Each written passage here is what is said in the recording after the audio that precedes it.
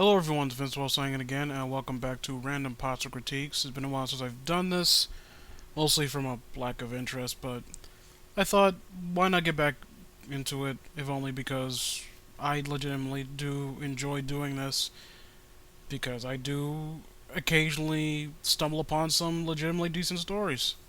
So, we'll probably be doing a tour again, two-parter, uh, because this story is rather short. Unfortunately, this is one of those instances where there is no credited thing here, but whatever. Let's get right into it. The Devil's Teacher. In a small town of Beth, just Beth, okay. In a small town of Beth, there were many very bubbly uh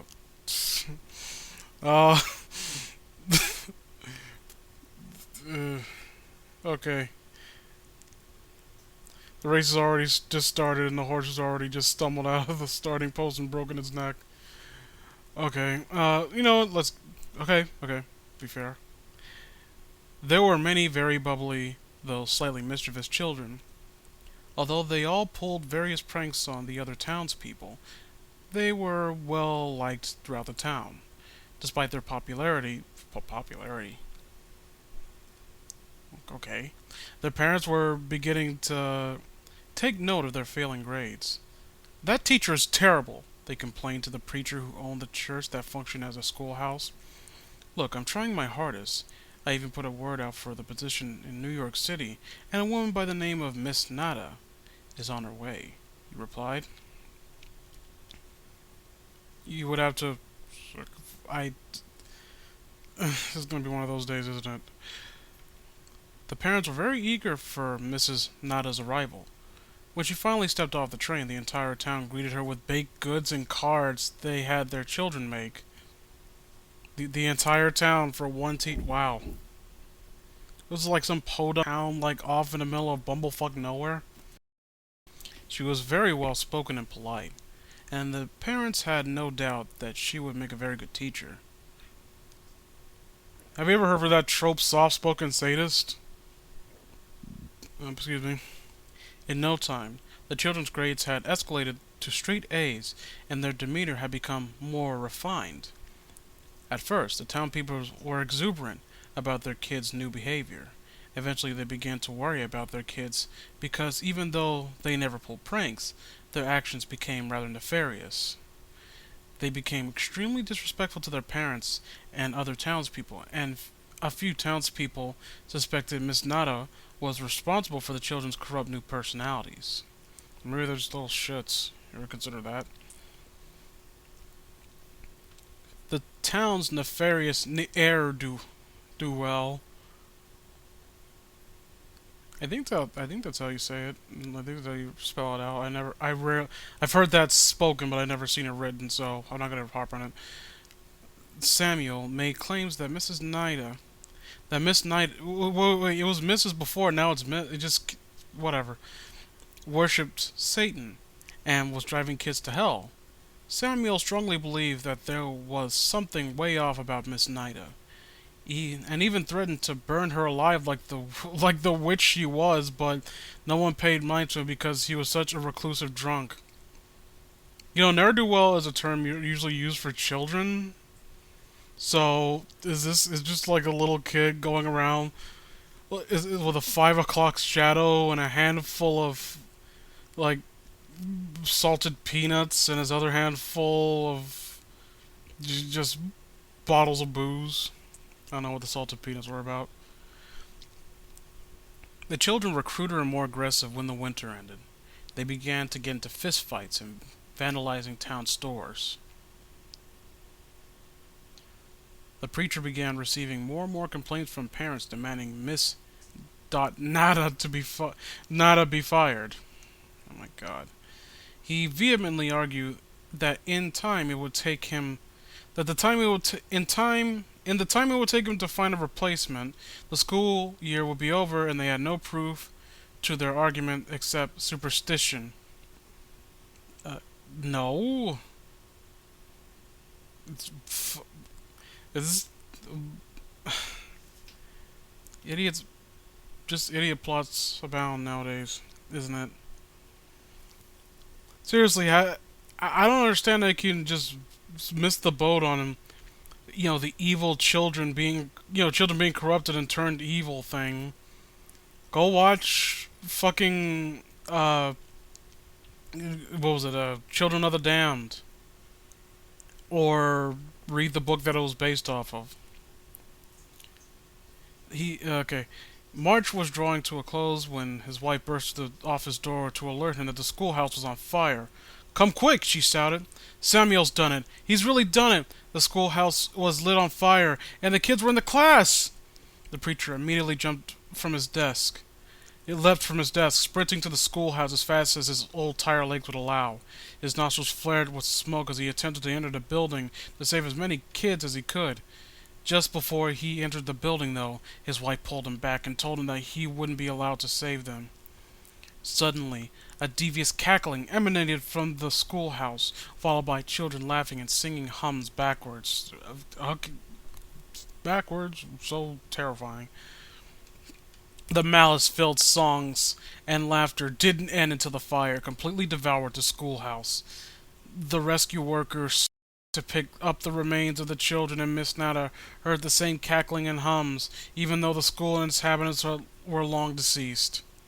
The remains of the children were buried in a graveyard constructed by the residents of Bed.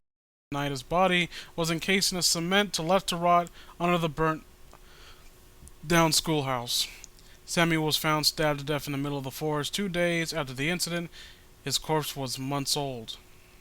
Yet his corpse was months old.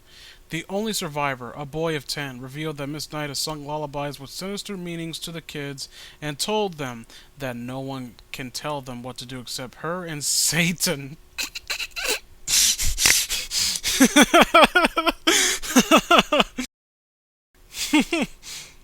oh, oh God.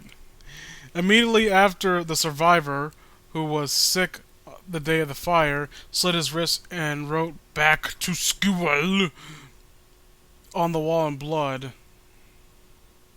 Once a person hears Miss Knight's laughter or her children's songs, there is no hope, as they have been asked to become their newest classmate, an unrejectable offer. Miss Knight's students. That was bollocks. Okay. Again, I always try to throw out advice to the people who write these stories. Advice to the author behind this. I would recommend that you approach certain aspects of horror, like, the whole evil children trope. They're played to death. We've seen it a million times before. There's a reason why something like Children of the Damned, like a movie like that, and the book is based off of, I think the book is a little bit different, are praised the way they are in comparison to a lot of the other evil killer films that we see cropping up like clockwork. Uh, it's because the horror is overt, subtle, has a very dry atmosphere to it. You don't need to be as over the top as humanly possible, because when you do that, you risk desensitizing your readers to whatever happens in the story. The fact that no, just this woman comes and the kids become Satanists, and um, you know, so many questions need to be answered here. Like, where the fuck did the preacher find this lady that happened to be like a demon or some shit? Why did he hire her specifically? Why would Satan target this random group of kids? Why were the kids popular if they were little shit hellions? And you do realize, by the by, that Satanists don't actually even believe in Satan. Just throwing it out there. You can't, and out of all like, I don't even am under the belief that Satan can't be used in a horror context. But there's a reason why you rarely see authors dip into that well anymore when it comes to writing their stories. It's just so played out, and it's so just ham-fisted. Something like they usually reference something like Cthulhu. They make up their own Lovecraftian type of horrors. Here it's just the devil's teacher. I just remember that was the name of the story. So is this person is was this person what is the devil the superintendent? Was the devil a former student of Miss Nada who would happen to recommend him at really high regard? Did you get a good review on the website by Satan himself? This is just again like no detail in certain areas. The characters don't have any character whatsoever. They're there to pretty much drive it forward. The children don't have any character. You just again show don't tell. You keep like oh they are rambunctious and all that. If you're going to go for a small town setting, you really need to actually work to make it a setting to because when you create a setting, it also gives some weight to the decisions of the characters in that setting, and there's some foundation to the actions that they take. Uh, so the town drunk going and burning down the schoolhouse, and in a small setting, like the fact that the greeting the kids, the parents going out, and all the townspeople going out and greeting this teacher with pies and cakes and all this, like they should have established a small family community. Besides the fact that these kids occasionally cause trouble, there's literally nothing used to describe this whole town. Church is used as a schoolhouse, which that gives the hint that it might be a more rural setting or rural setting. But that's all there is. This it's nothing. You need to work. You need to work. Do more than just this. This is just laziness, and I don't even just laziness. You went for something that was just a little bit out of your grasp. Go back to the drawing board. Uh, Again, I always say make the story longer, flush it out, add some detail, give the town an identity of itself. Actually, try to write some kind of uh, like make there be a sense of community between them, the townspeople, where it makes sense that they would sort of band together against this teacher or band together for any other reason. Because when you say just children, not even, you don't even give a namer to the children. It could be just like 5 kids in a town and a town full of 10 people, but Fallout 3 style. But you, this is not painting a good mental image, is what I'm saying. So I don't give rating systems, but let me check out the comments. Mildly good into super. This was mildly good into the super cliche, and cliche picture just ruined the whole thing. Nice picture. Nearly gave me a heart attack. Seriously? Whatever. 6 out of 10. It didn't really scare me much, and it was sort of bland. There are a lot of pauses that leave me open mouthed and gasping at the end, but this isn't one. I think if that's happening, I don't care if you're fucking reading H.P. Lovecraft. You go to the hospital. Keep reading. Keep reading though. Shrek out. Oh, it's Shrek. Is that his lip, or is that like a white goatee? Another great story other than the very cliche teacher's name. Miss Nada, it begs a question. Did she change her name after she started worshipping Satan, or did you just happen to have a very convenient name for devil worship?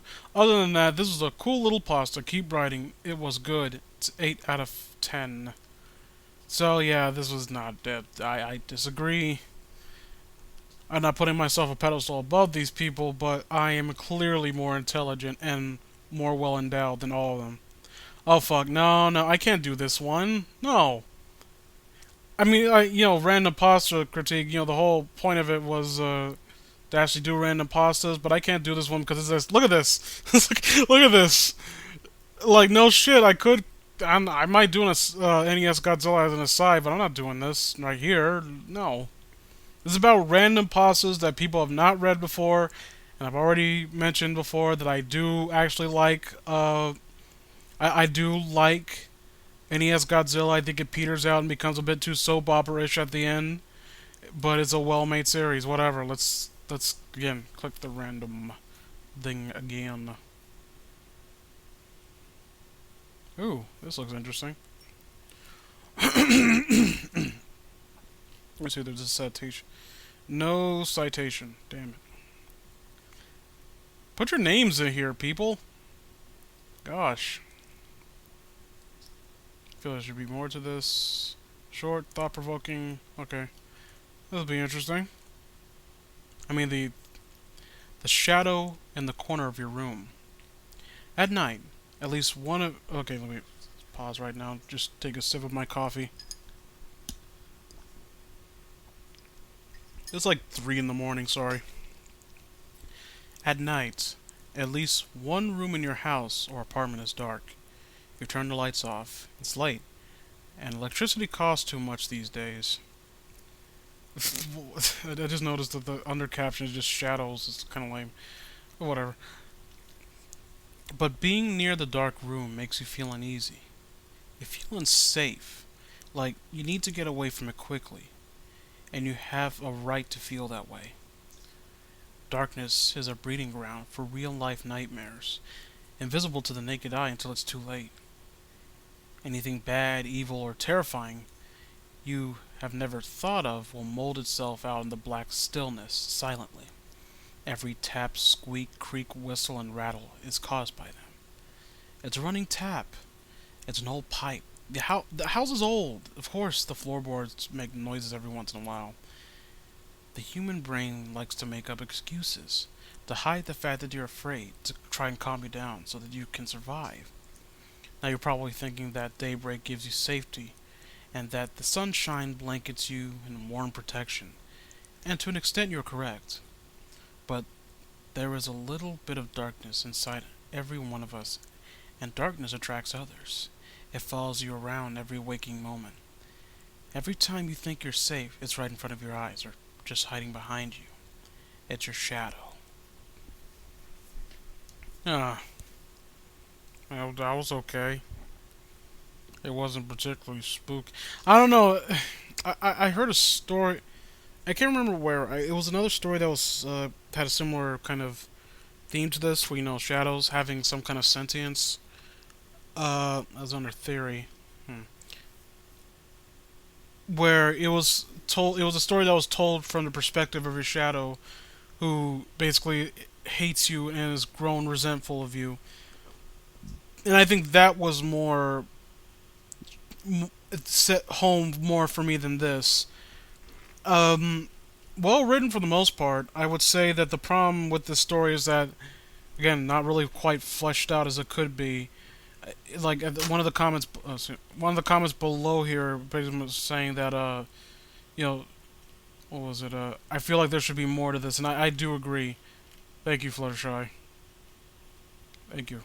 Evil Yami fangirl.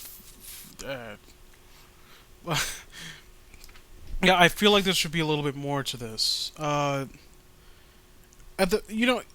think this idea that was put forth in the story could really work better if it was not really poised as a theory, maybe as something that actually did happen to someone at some point. Maybe that's just me. I'm always trying to throw out suggestions. I don't really know how I would go about improving this rather. So I would say decent job all in all. I mean, I think this would warrants being put on the Creepypasta wiki. I think it matches the quality standard, but I just don't think it's all that in a can of Coke and beans and all that, or whatever. Let's do one more. One more.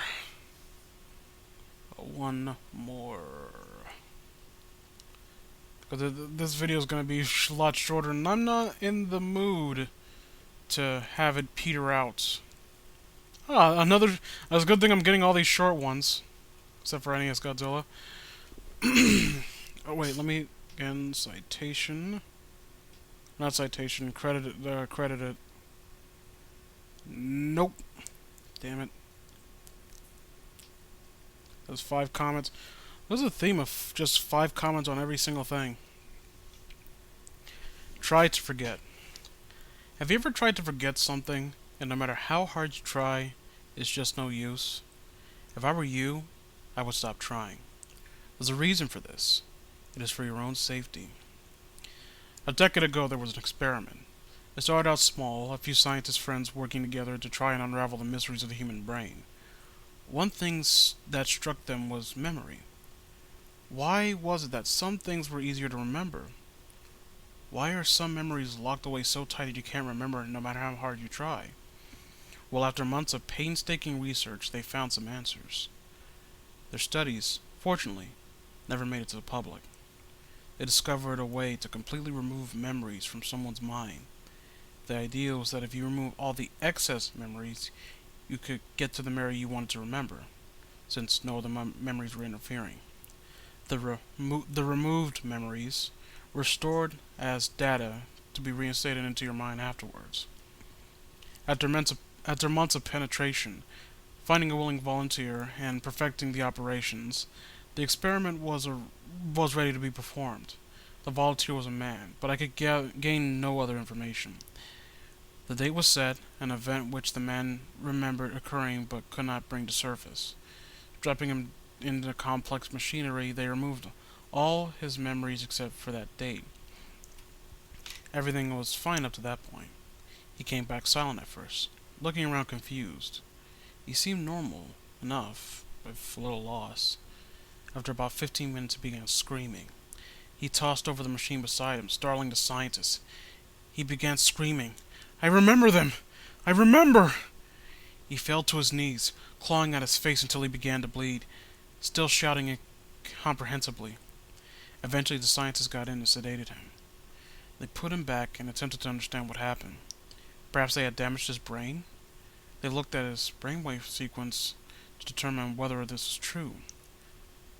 What they saw next really did take them by surprise. Nothing. His brainwaves were dead.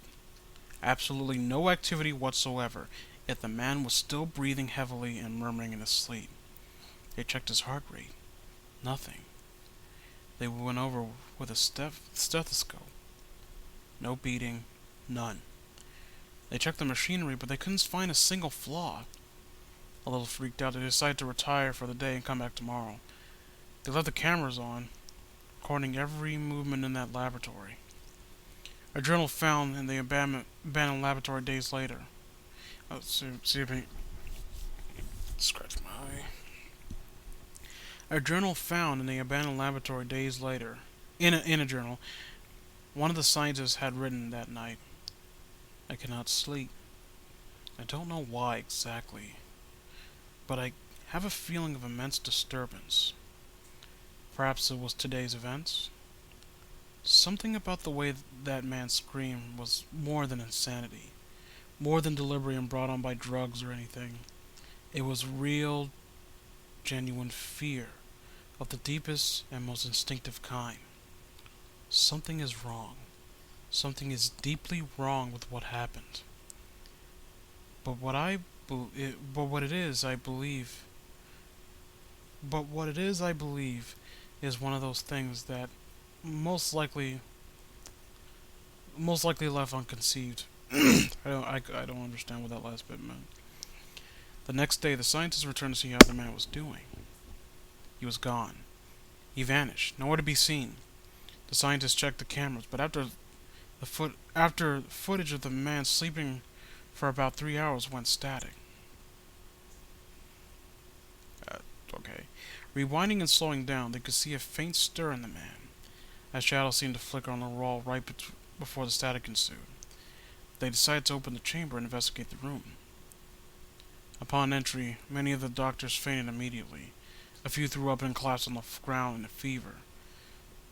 The others simply stood, unable to comprehend what was in front of them. Blood. Loads of blood covered nearly every surface in the entire room, and almost a foot deep from the ground. It was far more blood than could be contained in one or even a dozen human bodies. The sickening smell of decayed flesh floated out of the room, making the scientists sick. Here, in the floated chunks of meat, organs, and eyeball.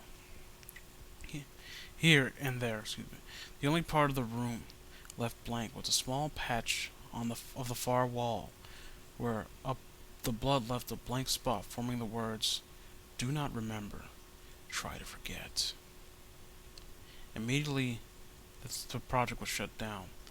The blood and gore was drained out through the drains in the floor. The scientists sold the area and left. They changed names. They changed names or left the country, doing anything to never be found again. Many were found to have committed suicide weeks after the event. Oh, fucking grow up. After a week, about a week after they left and abandoned the facility, a body was found. During construction of a new building in the area, the cement in the parking lot was pulled up. The body was found, emaciated, unrecognizable beneath. Strangely enough, the head was severed from the body. It was found buried near a tree, not far off, completely unharmed. To this day, no one knows what occurred, and many refuse to believe anything occurred at all. All that is known is that for whatever reason, those thoughts that cannot be remembered are blocked out in order to protect us. From what and why, I believe, it's better left unknown. Okay, I filed under science and reality. Everyone loved it, essentially. It's also one comparing it to the Russian sleep experiment. What did I think about this story? Definitely has potential. I'm not saying that. I'm not saying that to kind of dismiss this. It definitely does have potential here. Now, the general problem, again, with the vagueness of certain events, and I understand that you're supposed to be recounting this a certain way, but you can't be vague. Here's the thing, and everyone, I see someone comparing that to Russian sleep experiment. There's a key difference between how that handled its approach to conveying the story and how this did. The story, the Russian sleep experiment, did not try, like, how do I put this? It told it in a cold, factual manner. It told it like an actual, like, probably like a news report or some kind of document that you wouldn't be aware of. Now here it feels like a narrator who somehow got his hands on this information, somehow, and that immediately, for me, somewhat hurts the immersion factor of this, because there's always that thought in the back of my mind where did you get this information from? What makes you so special? Yeah, I don't mean, that didn't mean to sound like abrasive or anything, but in regards to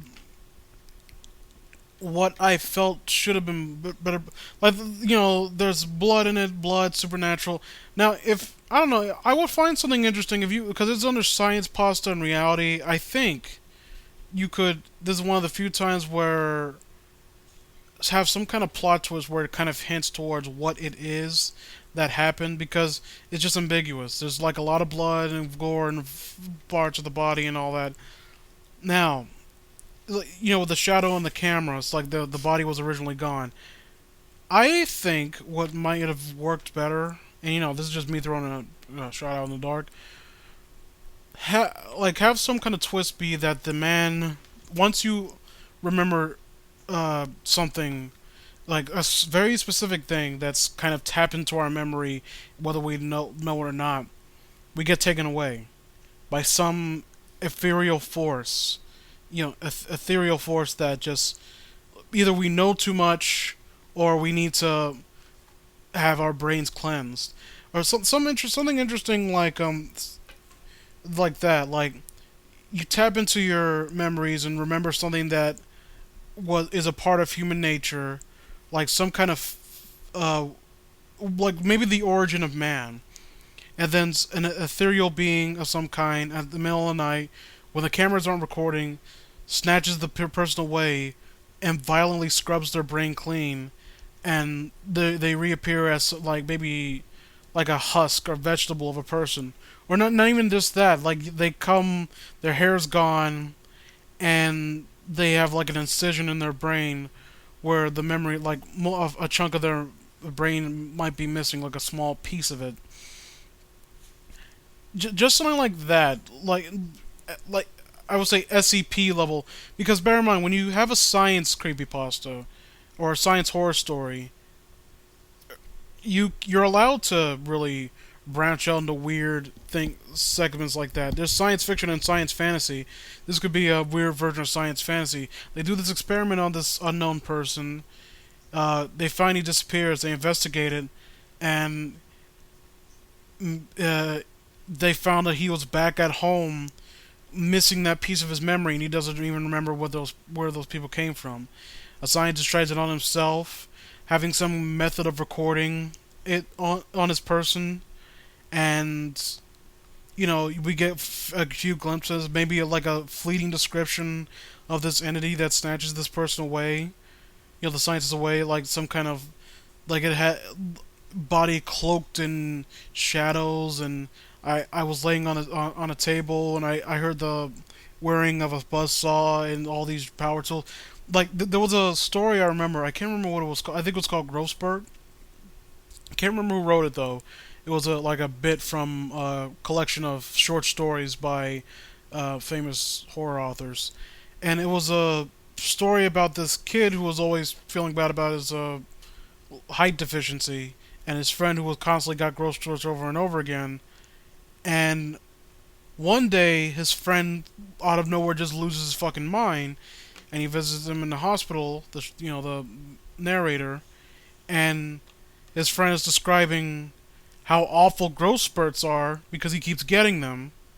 And if anyone knows what I'm talking about, you can go read the story yourself. I am kind of giving a plot twist away, but the plot twist is essentially that whenever we have a growth spurt, these entities come, like take your body, and they like deconstruct parts of your body and like build it back up without anesthesia. It's a horribly painful process. It leaves you sore, and but they wipe your mind afterwards. Like the narrator essentially has his growth spurt. He's snatched away, and they built basically like cut his legs and just reconstruct the bones with like Lego pieces. And even the doctor normal looking guy, but for some reason this is something that they have to do. They don't use anesthesia because it ruins everything for God knows what reason. And then they send him back, and he doesn't remember a thing. He's just happy to have had a growth spurt when he wakes up in the morning. So I could I think that would have worked well with a setting like this, something to that effect. You don't even need to be as overt as having a chunk of his brain missing or something like that. It could be like, bear in mind, you don't have to be outright violent. It could be something as simple as the more grounded in reality a horror story is, especially scientific ones, the more terrifying they are to people, the more chilling they are, because it feels like it could genuinely happen to anyone. Like you hear a lot of these stories about like a woman in a car with the axe in the back seat. You hear stories like that, and it's chilling because that sounds like something that could potentially happen to someone, or someone could have experience to them. Now, here you just went all kind of overboard. There was blood, and there was a body there, and the body had its head missing, and not to mention the fact that it felt like it was too vague. It felt like you were trying to go something like what was it? The Dream Machine. I can't remember the name of it. Like Russian sleep experiment, where it was like some kind of untapped primal aspect of humanity that we're not meant to know, and we shouldn't try to dredge up. But this is not the way to go. I would recommend trying to do this story again. I mean, people already would probably accuse you of ripping off Russian sleep experiment, and you were kind of dead on arrival because of that. I'm not saying in my perspective, but I can entirely understand people kind of accusing you of basically trying to ape off of that particular story. But you missed the chance to circumvent that by giving the story an identity of its own and not relying on gore. I'm not saying that Russian sleep experiment did that, but it took the time to build up to that. The story is too short for what you were trying to build up on. You didn't introduce this, like, it's just a man. Like, there's one journal from one scientist who went unnamed and had no. In fact, the journal entry really didn't have any relevance on the story as a whole. You could have just let that out and you wouldn't have changed anything. Every aspect of your story needs to be like that part with the ultra violent part. It's the stinger. It has to be something that's really built up on. Maybe like do a Russian sleep experiment did and just have them constantly monitoring this guy to see how he changes from day to day instead of doing what you did before. But this is just suggestions I'm throwing out. I'm not trying to be an asshole. Uh, by all means, anyone in the comments, what would you do to change all three of these stories I read? I would say, in terms of stories that I've read, if I compared the three that I covered today, NES Godzilla's hands down the best. But no, Shadows was the more, I think was the best written. I can't remember, the Shadow in the Corner, I think it was called, was the best written. This was the most ambitious, and the children one was the most disappointing. But let me know what you think about these stories. What would you do to improve them? If you like this video, like, comment, subscribe, and all that bullshit. So it's Vince 12 signing out. Y'all have a good one.